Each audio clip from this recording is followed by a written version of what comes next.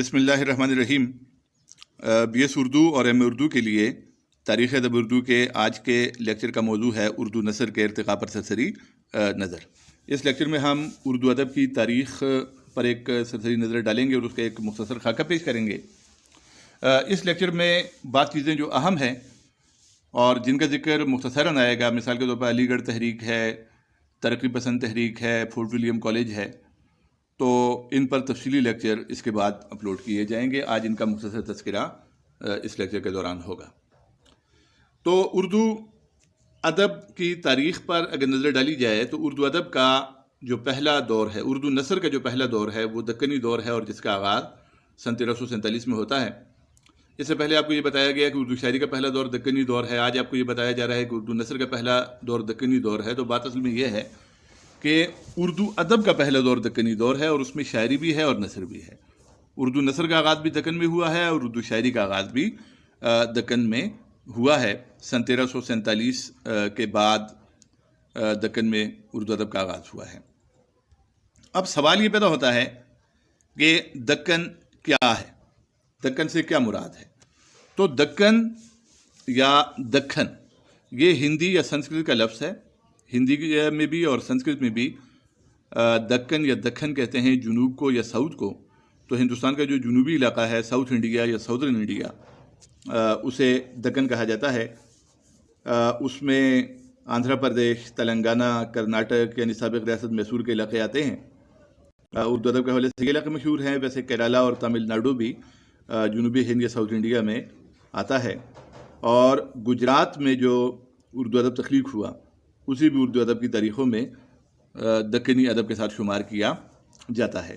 تو آندھرا پردیش، تلنگانہ، کرناٹک یعنی میسور، گجرات وغیرہ، ان علاقوں میں جو ادب تخلیق ہوا اسے ہم دکنی ادب کہتے ہیں اور اس دور کو ہم دکنی دور کہتے ہیں۔ اور یہ اردو ادب کا یعنی اردو نثر کا، اردو شاعری کا، دونوں کا پہلا دور ہے۔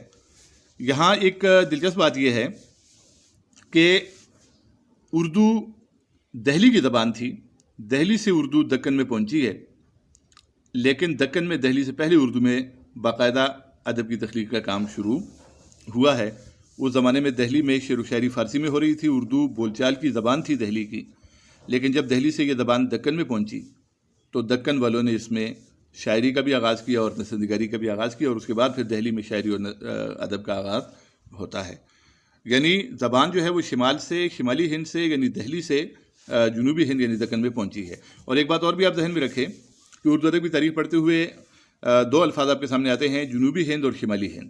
جنوبی ہند سے مراد دکن ہی ہے، یعنی دکن اور جنوبی ہند ایک ہی ہے، اور شمالی ہند سے مراد دہلی اور لکھنؤ وغیرہ کے علاقے ہیں۔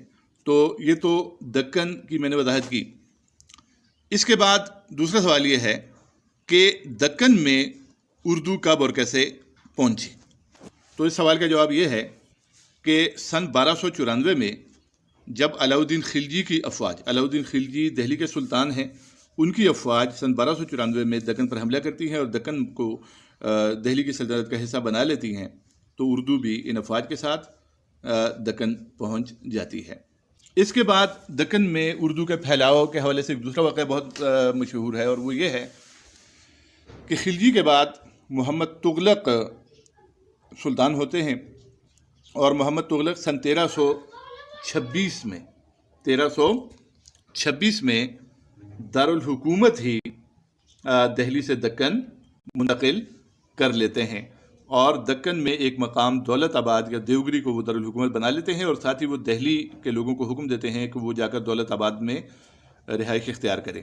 تو اس طرح دہلی کا شہر خالی ہو جاتا ہے، دہلی کے سارے لوگ جو ہیں ہجرت کر جاتے ہیں اور وہ دکن میں جا کر دولت آباد میں رہنے لگتے ہیں۔ اس طرح دہلی والوں کی یعنی اردو والوں کی ایک بہت بڑی تعداد جو ہے وہ دکن میں آباد ہو جاتی ہے، اور اس طرح دکن کے کونے کونے میں اردو پھیل جاتی ہے۔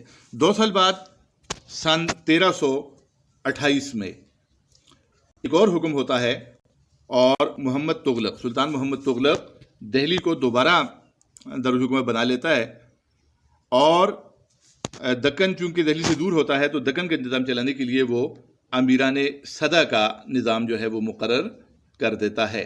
امیران صدہ جو ہیں، یہ ایک ایسا سسٹم تھا کہ دکن کے ہر 100 گاؤں کا ایک یونٹ بنایا گیا اور پھر ایک امیر کو مقرر کر دیا گیا، اور اس امیر کو امیر صدا کہا جاتا تھا۔ تو امیران صدا کا نظام مقرر ہو جاتا ہے۔ اس کے بعد کیا ہوتا ہے کہ یہی امیران صدا جو ہیں یہ بغاوت کرتے ہیں، اور سن 1347 میں یہ اپنی آزاد حکومت دہلی سے علیحدگی اختیار کر کے اپنی خود مختار سلطنت بہمنی سلطنت کے نام سے قائم کر لیتے ہیں، اور دکن کی سلطنت جو ہے وہ دہلی سے علیحدہ ہو جاتی ہے۔ یہی سلطنت یعنی یہی بہمنی سلطنت جس کا آغاز 1347 میں ہوا ہے، اسی سلطنت کے عہد میں، اسی کے دور میں دکن میں اردو میں ادب کی تخلیق کا آغاز ہوا ہے، یعنی شاعری کا اور نثر نگاری کا آغاز ہوا ہے۔ اور دکن میں اردو نثر کے جو ابتدائی لکھاری ہیں وہ صوفیاء ہیں، اور ان کے ذریعے دکن میں ادب کا آغاز ہوا ہے۔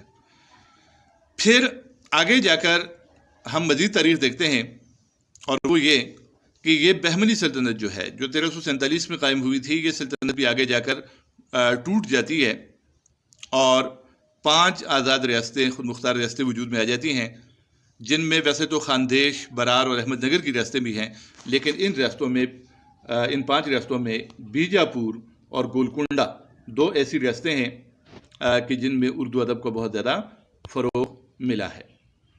بیجاپور کی ریاست کا صدر مقام بیجاپور کا شہر تھا، اس لیے اسے بیجاپور کی عادل شاہی حکومت کہا جاتا ہے۔ یہ حکومت سن 1489 میں قائم ہوئی اور سن 1686 تک جاری رہی۔ بالآخر 1686 میں اورنگزیب عالمگیر نے دہلی سے حملہ کر کے اسے مغلیہ سلطنت کا حصہ بنا لیا۔ دوسری ریاست جو گولکنڈہ کی ریاست ہے، چونکہ اس کا صدر مقام گولکنڈہ کا شہر تھا، اس لیے اسے گولکنڈہ کی قطب شاہی حکومت کہا جاتا ہے۔ یہ حکومت 1510 میں اس کا آغاز ہوا اور 1686 تک یہ حکومت جاری رہی، 1687 تک، اور 1687 میں اورنگزیب عالمگیر ہی نے حملہ کر کے اسی بھی مغلیہ سلطنت کا حصہ بنا لیا۔ اس کے بعد کا جو دور ہے دکن میں، وہ دکن میں کا مغلیہ دور کہلاتا ہے، اور مغلیہ دور کے بعد نظام دکن کا یا نظام حیدرآباد کی ریاست جو ہے وہ وجود میں آ جاتی ہے، اور اس کے بعد پھر انگریز آ جاتے ہیں۔ تو یہ دکن کی مختصر تاریخ تھی۔ اس سارے کے سارے عرصے میں دکن میں بہت زیادہ اردو ادب تخلیق ہوا ہے، اور اردو نثر اور شاعری کی بہت سی کتابیں جو ہیں تو وہ لکھی گئی ہیں۔ دکن کے مصنفین کے بارے میں نے جیسا کہ آپ کو بتایا کہ اس ابتدائی دور میں جن مصنفین نے اردو ادب کا آغاز کیا ان میں سے زیادہ تر صوفیاء تھے، اور نثر کا آغاز تو ہوا ہی صوفیانہ رسائل سے ہے۔ مختلف صوفیاء نے لوگوں کو دینی تعلیمات، اسلامی تعلیمات، اخلاقی تعلیمات اور صوفیانہ تعلیمات سے روشناس کرانے کے لیے مختلف دینی اور صوفیانہ رسائل لکھے، یعنی صوفیانہ رسالے لکھے۔ یہ رسائل یا رسالے جو ہیں یہ ہمارے پاس اردو نثر کا اولین نمونہ ہے۔ یہاں اسکرین پر آپ کے سامنے نام آئیں گے ابھی مختلف صوفیاء کے۔ صوفیاء میں سے جو مشہور صوفیاء ہیں ان کی ایک کتاب کا نام میں نے لکھا ہے۔ انہوں نے کتابیں بہت لکھی ہیں، لیکن ہر صوفی بزرگ کی ایک مشہور کتاب کا نام میں نے یہاں لکھا ہے، اس کو آپ دیکھ لیں۔ خواجہ بندہ نواز گیسو دراز ہیں، بریکٹ میں ان کی کتاب کا نام لکھا ہے معراج العاشقین۔ شاہ میرا جی شمس الشاق ہیں، شاہ رجو قتال ہیں، شیخ عین الدین گنج العلم ہیں، شاہ برہان الدین جانم ہیں، شاہ امین الدین آلہ ہیں، شاہ میرا جی خدا نما ہیں، اور مولانا عبداللہ ہیں، اور اس کے بعد ملا وجہی ہیں۔ ملا وجہی کی اس کتاب سبرس سے جو 1635 میں لکھی گئی، اس سے پہلے جتنی بھی کتابیں لکھی گئی ہیں زیادہ تر صوفیانہ یا دینی رسائل تھے۔ ملا وجہی کی سبرس جو 1635 میں لکھی گئی، یہ اردو کی پہلی ادبی کتاب ہے کہ جو دکن میں لکھی گئی۔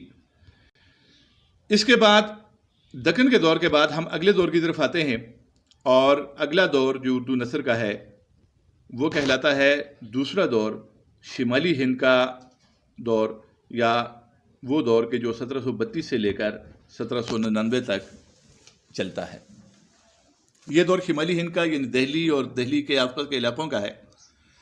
اس دور میں پہلی کتاب جو ہمارے سامنے آتی ہے، پہلی مشہور کتاب، وہ 10 مجلس یا کربل کتھا ہے۔ مصنف کا نام ہے فضل علی فضلی۔ فضل علی فضلی نے 10 مجلس یا کربل کتھا لکھی۔ کربل کتھا کے لفظی معنی ہے کربلا کی کہانی، اور 10 مجلس کے لفظی معنی ہے 10 مجلسیں۔ چونکہ اس کتاب میں واقعات کربلا کو بیان کیا گیا تھا، اس لیے اس کو کربل کتھا کا نام دیا گیا. اور یہ کتاب جو تھی اس کی تقسیم ایسی تھی کہ محرم کے پہلے عشرے میں جو 10 دن مجلسیں منعقد ہوتی ہیں تو اس کتاب کا ایک ایک حصہ ایک ایک مجلس میں پڑھنے کے لیے تھا، اس لیے اسے 10 مجلس کا نام دیا گیا. اور یہ کتاب جو ہے یہ ملا حسین وائز کاشفی کی فارسی کتاب روضۃ الشہداء کا اردو ترجمہ تھا، اور 1731 میں یہ کتاب فضل علی فضلی نے لکھی. اس کے بعد اس دور کی دوسری اہم کتاب جو ہے وہ مرزا محمد رفیع سودا کے دیوان مرثیہ کا دیباچہ ہے. مرزا محمد رفیع سودا نے فارسی مرثیے کا دیوان مرتب کیا، اور اس دیوان کا دیباچہ انہوں نے پرتکلف، مقفع و مسجع اور رنگین اور مشکل اردو میں لکھا.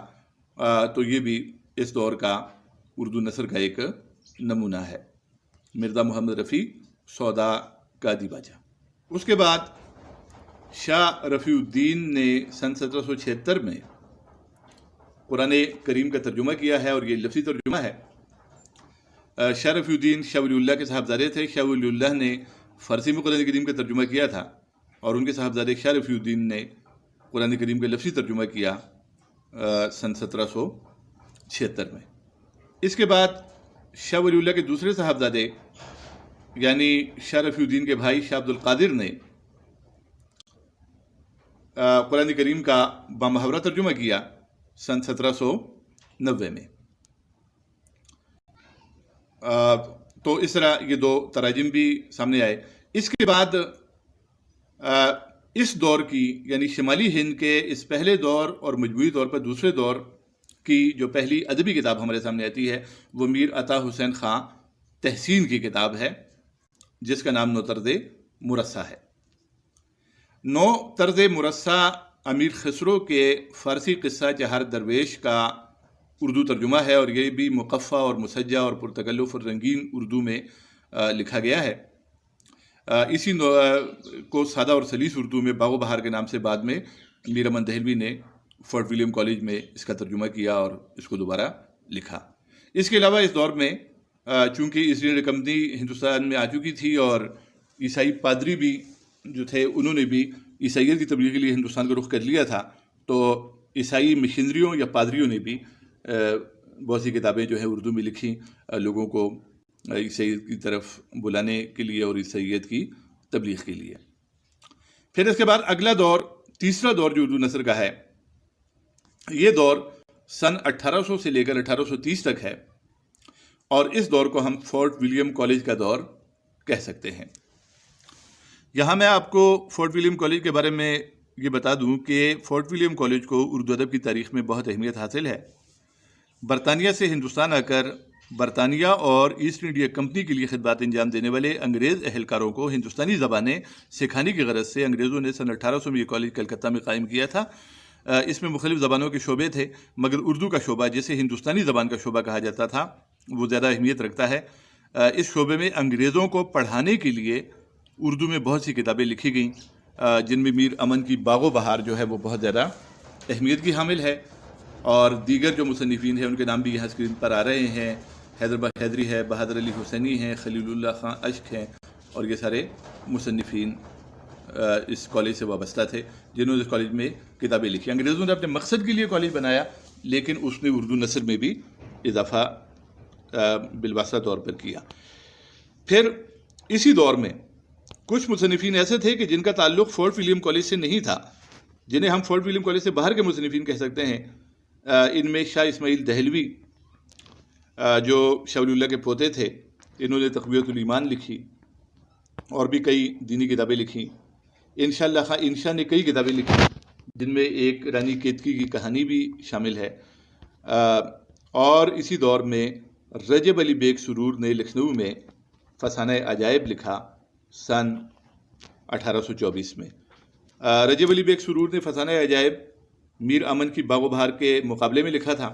میر امن نے فورٹ ولیم کالج میں جب باغ و بہار لکھی تو وہ سادہ اور سلیس عبارت میں تھی، جبکہ رجب علی بیگ سرور نے اس کے جواب میں ایک داستان لکھی فسانہ عجائب کے نام سے، جو کہ بہت پرتکلف اور رنگین اور بڑی مشکل اور مقفع اور مسجع عبارت میں تھی. اس کے بعد ہم بڑھتے ہیں چوتھے دور کی طرف، اور چوتھا دور جو اردو نثر کا ہے وہ سن 1831 سے 1870 تک ہے۔ اس دور میں جو مصنفین نمایاں ہیں ان کے نام یہاں اسکرین پر چل رہے ہیں، آپ ان کو ویڈیو روک کر بھی نوٹ کر سکتے ہیں۔ اس کے بعد اردو نثر کا پانچواں دور آتا ہے جسے ہم سر سید تحریک کا دور یا علی گڑھ تحریک کا دور کہتے ہیں، اور یہ دور سن 1870 میں شروع ہوتا ہے اور سن 1900 تک جاری رہتا ہے۔ اردو ادب کی تاریخ میں یہ دور بہت اہمیت کا حامل ہے۔ علی گڑھ تحریک یا سر سید تحریک نے اردو نثر کو بہت ترقی دی۔ سر سید احمد خان اور ان کے رفقا، جن میں ڈپٹی نذیر احمد، الطاف حسین حالی اور دیگر شامل تھے، انہوں نے جو کام کیا اسے سر سید تحریک یا علی گڑھ تحریک کہا جاتا ہے۔ اس دور سے پہلے اردو نثر میں کچھ تو مذہبی کتابیں تھیں جن کا ذکر ابھی ہوا، اور زیادہ تر داستانیں تھیں جن میں حقیقی زندگی سے دور جنوں، پریوں، دیووں، بادشاہوں، شہزادوں، شہزادیوں اور جادوگروں کے قصے بیان ہوتے تھے۔ حقیقی زندگی کے ساتھ ادب کا کوئی تعلق نہیں تھا۔ لیکن سر سید تحریک نے صحیح معنوں میں اردو نثر کا تعلق حقیقی زندگی سے جوڑا۔